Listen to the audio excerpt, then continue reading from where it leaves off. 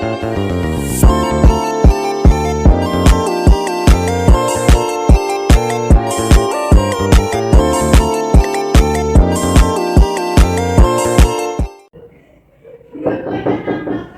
masuk, Mbak.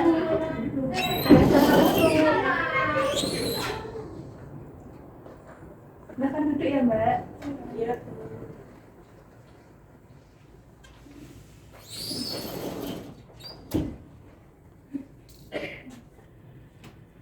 Silakan duduk dulu, Mbak. Nah, kalian kesini kabarnya gimana, teman-teman? Apakah sehat? Alhamdulillah sehat, Bu. Oke. Nah, sebelum kalian kesini, apakah ada kegiatan sebelum masuk ke ruang BK? Ada, Bu. Kegiatannya apa, Mbak? Mbak Aura? Tadi olahraga, Bu. Oh, kalau Mbak Oti? Ya tadi pelajaran bahasa Indonesia. Kalau Mbak Vina? Tadi latihan lari. Oh, latihan hari. Kalau Mbak Nadia? Tadi habis dari kelas. Jadi sebelum kesini kalian ada kegiatan masing-masing ya? Iya. Nah, sebelumnya kalian sudah tahu belum tujuannya dipanggil ke sini buat ngapain? Belum, Bu. Ya, jadi belum tahu ya. Nah, sebelum masuk ke situ kita buka dulu dengan perkenalan ya. Sebelum perkenalan kita berdoa dulu, alangkah baiknya berdoa menurut kepercayaan masing-masing dimulai. Selesai. Nah, kan Ibu belum tahu ya namanya dari kalian siapa aja dan dari kelas berapa. Nah, ini perkenalan dari Ibu dulu. Perkenalkan, nama Ibu Yasmin Zahratul Firdausi, bisa dipanggil Bu Yasmin. Nah, karena Ibu sudah memperkenalkan diri, ganti kalian ya yang berkenalan. Dari sebelah kanan dulu, dari Mbak siapa dan kelas berapa? Perkenalkan, nama saya Aurel Titania Firdausi, bisa dipanggil Mbak Aurel. Saya dari kelas 11, kelas 1. Selanjutnya, Perkenalkan, nama saya Nanda Roskita Tisnawati. Saya dari kelas 11 IPS 2. Perkenalkan, nama saya Asmina Rosa, bisa dipanggil Bina. Saya dari kelas 11 IPS 3. selanjutnya. Perkenalkan, nama saya Nadia Akta. Saya dari kelas IPS 1. Oke, sudah perkenalan semua ya, jadi sudah tahu namanya dari masing-masing kalian siapa aja. Nah, kita mulai kegiatan kita pada pagi hari ini ya, teman-teman semuanya. Nah, jadi untuk kegiatan ini kita akan melakukan kegiatan konseling kelompok. Nah, dari kalian apakah sudah mengetahui konseling kelompok itu apa? Belum. Nah, jadi konseling kelompok ini adalah di mana konselor atau guru BK itu membantu dari siswa sendiri untuk menyelesaikan masalah dan kalian diminta untuk berdiskusi agar masalah yang dialami oleh teman kalian itu terselesaikan gitu. Nah, untuk tujuannya sendiri, tujuan dari konseling kelompok ini adalah melatih kalian untuk saling berdiskusi untuk menyelesaikan masalah yang dialami dari teman kalian dan melatih kalian juga untuk bersosialisasi. Apakah sudah paham? Sudah, Bu. Oke. Nah, tadi kan udah menjelaskan ya apa itu pengertian, apa itu tujuan. Sekarang ada asas-asas konseling itu sendiri. Nah, asas konseling itu ada 11 sebenarnya, tapi di sini karena keterbatasan waktu saya akan menjelaskan 3 saja. Yang pertama ada asas kerahasiaan. Nah, jadi asas kerahasiaan di sini adalah nanti kalau kalian mendapatkan informasi atau kalian mengetahui masalah dari masing-masing pribadi teman kalian, kalian tidak boleh membocorkan ini kepada orang yang selain ada di kegiatan kita hari ini gitu. Jadi masalah ini hanya diketahui oleh anggota kelompok ini saja gitu. Nah, yang kedua ada asas kesukarelaan. Jadi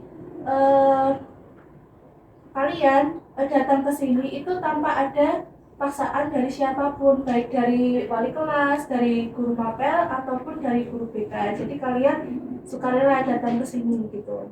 Yang ketiga ada asas keterbukaan. Jadi asas keterbukaan di sini adalah kalian bisa bebas bercerita tanpa ada rasa takut apapun. Kalau yang kalian ceritakan itu akan bocor kemana-mana. Jadi kalian bisa bebas bercerita mengenai masalah apa yang kalian rasakan gitu. Nah, yang terakhir ada asas kemandirian. Nah, asas kemandirian ini adalah di mana kalian dilatih mandiri untuk dapat menyelesaikan masalah yang kalian hadapi dengan cara apa? Dengan cara diskusi dan bersosialisasi antar teman gitu. Nah, sudah saya beritahu tentang pengertiannya, tujuan dan beserta asas-asasnya gitu. Nah, sebelum masuk ke kegiatan selanjutnya, bagaimana kalau kita menyepakati kontak waktu terlebih dahulu? Apakah kalian setuju? Setuju. Oke. Nah, untuk kegiatan kita kali ini kita akan melakukan kegiatan selama 30 sampai 40 menit. Apakah setuju? Setuju. Oke, setuju ya teman-teman. Nah, ini biar nggak pada tegang semuanya, kita ice breaking terlebih dahulu ya. Iya, Kita tepuk dulu, oke. Kalau ibu bilang tepuk 1, kalian tepuk sesuai dengan angkanya. Tapi nanti kalau saya bilang tepuk angin, kalian tidak bersuara gitu ya. Iya, Bu. Oke, kita mulai ya. Konsentrasi ya teman-teman semuanya. Tepuk 1, tepuk 2, tepuk angin. Oke. Satu kali lagi. Oke. Tepuk 2, tepuk 3, tepuk angin. Tepuk 1, tepuk 2, tepuk angin. Tepuk 3. Oke, kalian sudah konsentrasi semuanya ya. Sudah. Untuk selanjutnya kita akan masuk ke tahap inti ya teman-teman. Nah, baiklah, untuk mempersingkat waktu kita langsung saja ya teman-teman masuk ke tahap inti. Nah, mungkin dari teman-teman bisa nih menceritakan masalah apa yang sedang dialami saat ini. Jadi kalian nggak usah takut ya dengan ibu. Kan tadi udah dijelaskan ya, tadi ada asas kerahasiaan. Jadi apapun yang kalian ceritakan itu tidak akan bocor kemana-mana. Nah, kita dimulai dari Mbak Oral dulu. Ada masalah apa kira-kira? Jadi saya punya masalah itu konflik sama orang tua saya, Bu. Nah, konfliknya itu kan kita kan udah besar ya, udah Iya. pengen. Jadi kita tuh pengennya itu pengen bebas main sama pacar, pengen terus pulang malam gitu ya. Tapi kan di orang tuanya itu nggak boleh ya, mungkin karena memang itu demi kebaikan.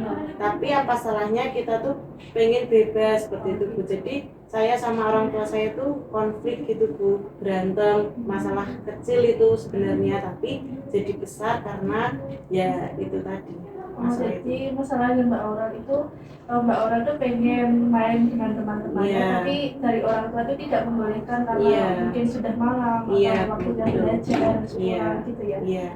Oke, nanti kita bahas. Mbak Oti? Saya punya masalah itu karena saya sering bermain sosmed dan saya juga merupakan salah satu dengan followers tertinggi di sosmed saya, jadi saya tuh mendapatkan banyak endorsement gitu loh, Bu. Nah, karena itu saya jadi lebih memilih endorsement saya daripada waktu belajar saya, sehingga belakangan akhir-akhir ini ujian saya terus menurun, Bu. Dan ujian saya selalu jelek gitu. Jadi di sini Mbak Oji itu masalahnya karena Mbak Oji itu memiliki followers yang tinggi di media sosial, jadi Mbak Oji itu lebih fokusnya tuh ke situ gitu ya, buat mengendorse dari barang-barang yang Bu. Oke, nanti kita bahas ya Mbak. Ya, silakan Mbak Tina.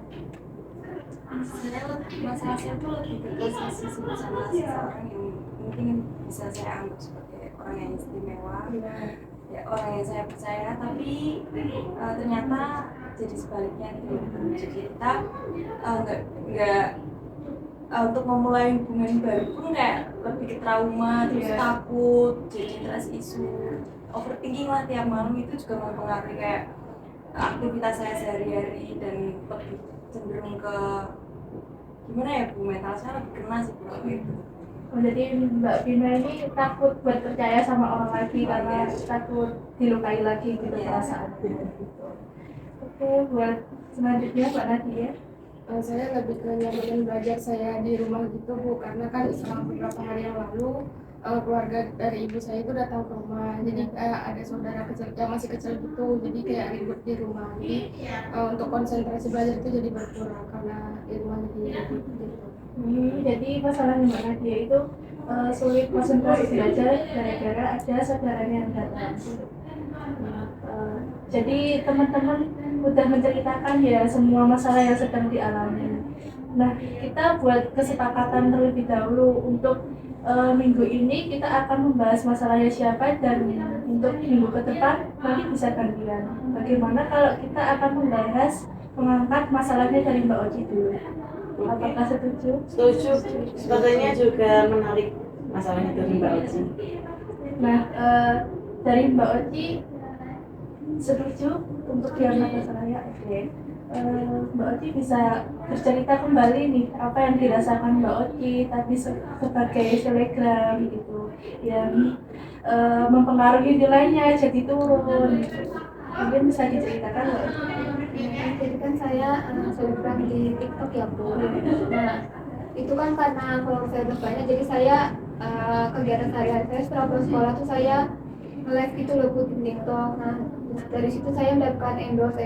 Nah setelah saya mendapatkan itu saya dapat batasan waktu untuk mengupload video dari endorse bahan tersebut atau dari makanan tersebut. Nah oleh karena itu jadi saya tidak mempunyai waktu untuk belajar karena saya mengejar target deadline dari video-video tugas endorse tersebut, sehingga saya terus menunggu karena saya tidak belajar. Malah jadi nilai kamu menurun itu karena kamu fokus menjadi selebgram ya, jadi kamu tuh lupa waktu buat untuk belajar ya Mbak? Iya Bu, seperti itu. Apakah kamu setelah sampai rumah dan setelah itu kamu tidak belajar Mbak? Saya sampai rumah nggak belajar itu karena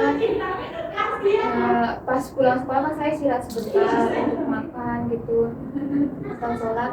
Nah setelah itu saya melakukan live TikTok, biasanya saya melakukan itu sampai sore.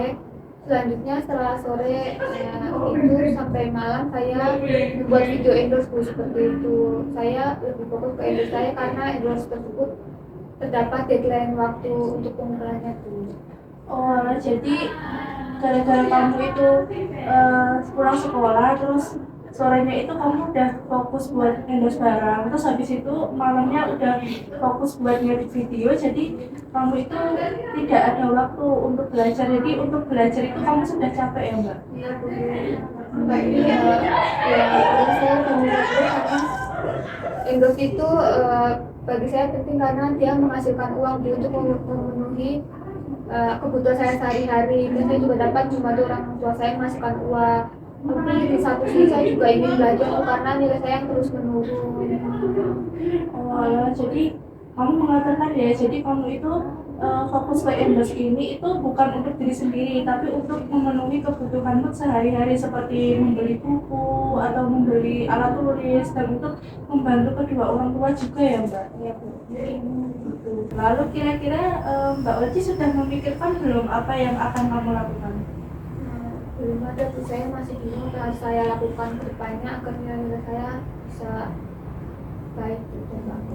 Jadi karena di sini Mbak Oci belum mengerti ya apa yang akan dilakukan ke depannya nanti. Nah, mungkin dari teman-teman nih, apakah ada saran gitu untuk Mbak Oci biar Mbak Oci itu di sisi lain Mbak Oci itu bisa fokus menjadi selebgram, tapi Mbak Oci itu juga punya waktu itu untuk belajar gitu. Apakah dari teman-teman ada saran mungkin dari Mbak Aurel? Menurut saya ya Bu, Mbak Oci itu bisa membuat jadwal gitu Bu. Jadi jadwal ibaratnya siang sampai sore itu live endorsean, nanti malamnya atau pagi ya itu buat belajar, seperti itu Bu. Jadi imbang gitu, balance gitu. Oh ya, jadi kalau saran dari Mbak Aurel itu lebih baik di sini Mbak Oci itu membuat jadwal gitu. Kalau misalkan Mbak Oci habis pulang sekolah sampai malam itu fokus buat endorse, nah itu paginya bisa dipakai untuk belajar seperti itu ya. Mungkin dari teman-teman yang lain, Mbak Rina? Sama kurang lebihnya sama kayak Aurel sih, kayak lebih ke manajemen waktu juga, lebih pinter-pinter ngatur waktu.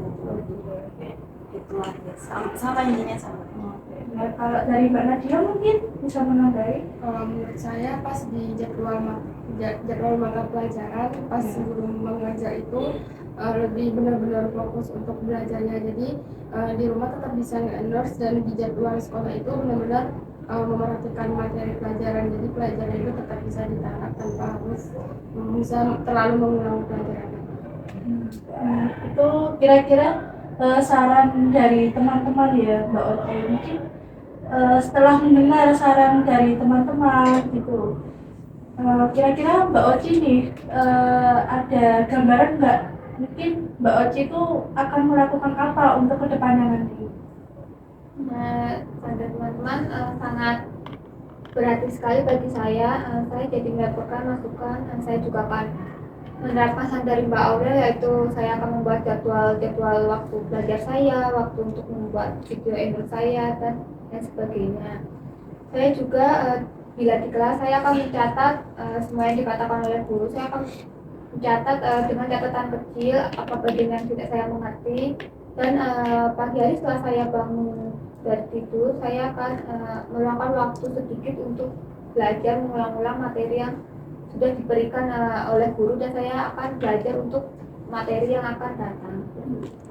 Nah, seperti itu ya. Dari sini dapat disimpulkan ya teman-teman. Jadi masalah dari Mbak Oci ini udah dapat terselesaikan gitu dari bantuannya teman-teman, dari Mbak Aurel, dari Mbak Vina maupun dari Mbak Nadia. Seperti tadi memberikan saran, Mbak Oci bisa mengatur waktu gitu. Misalkan kalau di rumah udah fokus ke endorse gitu sampai malam, nah itu bisa digunakan untuk istirahat terlebih dahulu.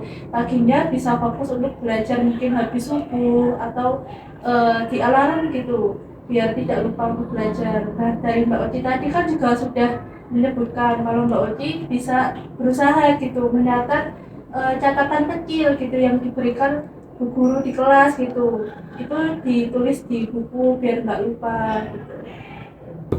Nah oke teman-teman, jadi berhubung nih Mbak Oci sudah mendapatkan saran dan mendapatkan solusi dari teman-teman semuanya gitu, dan Mbak Oci juga udah mengerti ke depannya mau melakukan apa, dan berhubung juga waktunya sudah hampir 40 menit, kita cukupkan dulu kegiatan kita pada kali ini. Mungkin untuk masalah dari teman-teman yang lainnya akan dibahas untuk pertemuan yang akan datang. Nah jadi dari teman-teman untuk pertemuan yang selanjutnya untuk membahas permasalahan yang belum kita bahas, mungkin teman-teman bisa usul gitu untuk waktunya kapan. Mungkin sama hari ini ya. Jadi untuk minggu depan harinya sama ya, jamnya sama juga ya. Nah karena sudah menyepakati harinya juga untuk kedepannya, kita tutup pertemuan pada kegiatan kali ini. Oke, sebelum kita tutup, kita berdoa sesuai dengan kepercayaan masing-masing. Berdoa dulu. Selesai. Baiklah teman-teman semuanya, saya mengucapkan terima kasih atas kedatangan kalian semua dalam kegiatan konseling kelompok ini. Semoga kedepannya kita bisa lebih baik lagi dalam menyelesaikan masalah bersama-sama seperti itu. Nah sekian dari saya. Wassalamualaikum warahmatullahi wabarakatuh. Waalaikumsalam warahmatullahi wabarakatuh. Terima kasih Bu. Terima kasih Bu.